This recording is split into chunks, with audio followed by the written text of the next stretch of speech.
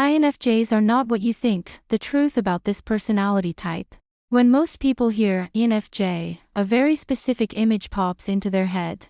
Quiet, gentle, soft-spoken, deeply emotional, the sweet therapist friend, kind eyes, warm energy, always understanding, always forgiving. That image isn't wrong, but it's incomplete. Because INFJs are not just soft, they're not just emotional, and they're definitely not as simple as people assume. Underneath the calm surface is a personality structure built on paradoxes, psychological complexity, and a level of inner intensity most people never see. INFJs are not what you think, and the more you try to fit them into a simple box, the more you'll misunderstand who they really are. Let's peel back the layers. 1. They're not just emotional, they're strategic feelers. People assume INFJs run on feelings, but INFJs don't just feel emotions, they analyze them. When someone vents to an INFJ, they're not just empathizing, their mind is quietly mapping why the person reacted that way, what belief triggered that emotion, what pattern this fits into, where this situation is heading long term. Their emotional intelligence isn't passive, it's diagnostic. They're reading the emotional data the way a chess player reads a board. That's why their advice often feels so precise. It's not random comfort. It's pattern recognition filtered through empathy. So no, INFJs aren't just emotional. They're emotionally strategic. 2. They're kinder than most, but also harder than you realize. INFJs are incredibly compassionate. That part is obvious. What's not obvious is how firm they can be when something crosses a moral or emotional line. They don't argue loudly. They don't dominate people. They don't threaten. They simply withdraw access. And that quiet boundary can be more absolute than any dramatic confrontation. People mistake INFJ kindness for weakness because they don't see the steel underneath it. INFJs will forgive mistakes, support people through dark times, stay patient longer than most. But once they determine that someone consistently violates their values or emotional safety, their softness disappears. Not into rage, into finality. 3. They're not socially awkward, they're socially selective. INFJs often get labeled as shy or socially anxious. Some are. But many aren't afraid of people, they're just uninterested in surface interaction. They don't get energized by small talk or shallow social rituals. Their brains crave depth, meaning, and psychological substance. So when a conversation stays at weather, gossip, status games, meaningless chatter, their mind checks out. But put them in a one-on-one conversation about someone's life story, personal growth, fears, dreams, motivations, and suddenly they're articulate, engaged, and deeply present. They're not bad at socializing. They just want real connection, not social noise. 4. They seem passive, but their minds are always moving. INFJs don't always act fast. They observe. They reflect. They wait. From the outside, this can look passive. But internally, they're running simulations. If this happens, that will likely follow. If I say this, they might react that way. If I invest here, what does this become long term? Their dominant intuition is constantly forecasting outcomes. So when INFJs finally make a decision, it's rarely impulsive. It's the result of deep internal modeling. They don't rush. They calculate quietly. 5. They don't avoid conflict because they're weak, they avoid it because they see the aftermath. INFJs dislike conflict, but not for the reasons people assume. It's not just discomfort. It's foresight. They instinctively see how unresolved conflict can spiral into long-term resentment, emotional damage, relationship breakdown, unintended consequences. So they try to solve things gently, privately, constructively. But when they do engage in conflict, it's usually because they've analyzed the situation deeply. They've decided it truly matters. They're prepared for the emotional fallout. Which means when an INFJ confronts something directly, it's not casual. It's calculated and meaningful. 6. They're idealists, but with a dark realism most people miss. INFJs believe in human potential. They believe people can grow, heal, and become better.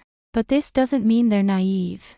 INFJs spend a lot of time studying trauma, manipulation, emotional immaturity, destructive behavior patterns. They often understand the darker sides of human nature better than people who claim to be realists. The difference is this: they see the darkness and still choose to believe growth is possible. That's not naivety. That's hope informed by awareness. 7. They're private not because they're hiding, but because their inner world is intense.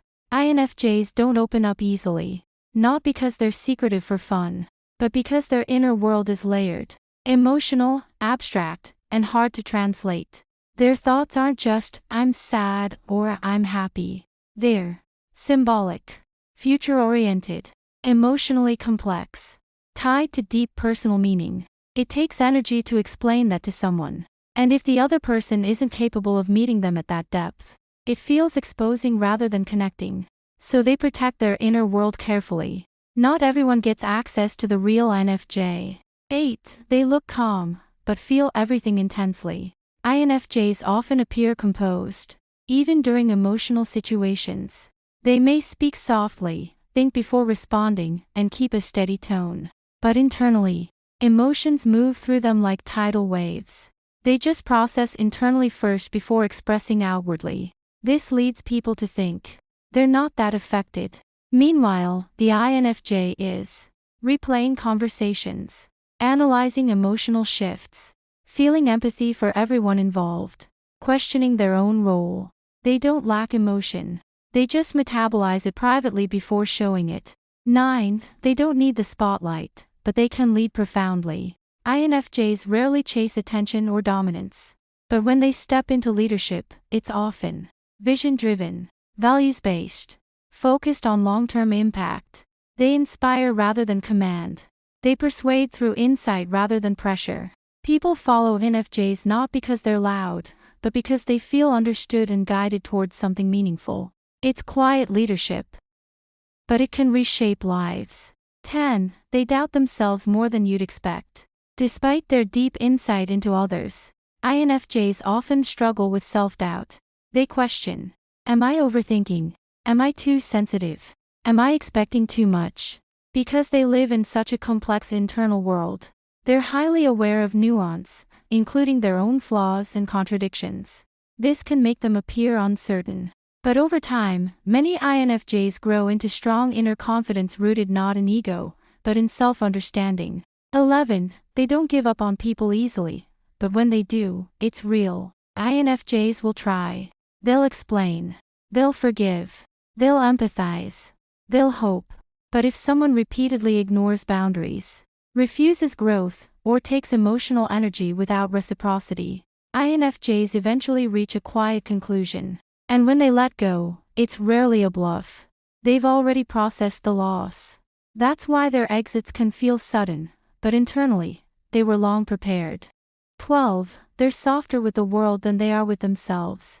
INFJs often show others compassion they struggle to extend inward. They may hold themselves to high moral standards, replay mistakes repeatedly, feel responsible for others' emotions. This inner pressure fuels their growth, but can also lead to burnout if they don't learn self-compassion. When INFJs finally learn to treat themselves with the same gentleness they give others, they become emotionally balanced in a powerful way. 13. They're not trying to be mysterious, they just think in layers. People often call INFJs mysterious, but they're not trying to be. Their thoughts simply move through multiple levels at once. Surface meaning, emotional meaning, symbolic meaning, future implications. By the time they explain one layer, 3 more are already forming. So they pause. They filter. They search for the right words. It's not secrecy, it's cognitive depth. 14. They see potential, and that's both a gift and a burden. INFJs often see who someone could become, not just who they are right now. This makes them encouraging, supportive, patient, but it can also make them stay in situations longer than they should, hoping for growth that never comes. Learning to balance vision with reality is one of the INFJ's lifelong lessons. 15. They're not fragile, they're highly sensitive and highly resilient. Yes, INFJs are sensitive. They feel deeply. They notice subtle emotional shifts. They care intensely. But that sensitivity is paired with resilience built from years of emotional processing. They've faced internal conflicts, existential questions, emotional overload. And they keep going. Their strength doesn't look loud. It looks like quiet endurance, deep reflection, and rising wiser each time life knocks them down. INFJs are not what you think. They are not just soft, quiet, emotional, idealistic. They are analytical feelers, gentle but firm, private but deeply caring, future-focused yet emotionally present, idealistic with realistic awareness. They carry entire inner universes behind calm expressions. So the next time you meet someone who seems quiet, observant, and hard to fully read, don't assume there's not much there. With an INFJ, there's almost always more than you can see. And once you truly understand them, you realize they were never simple. They were just deep.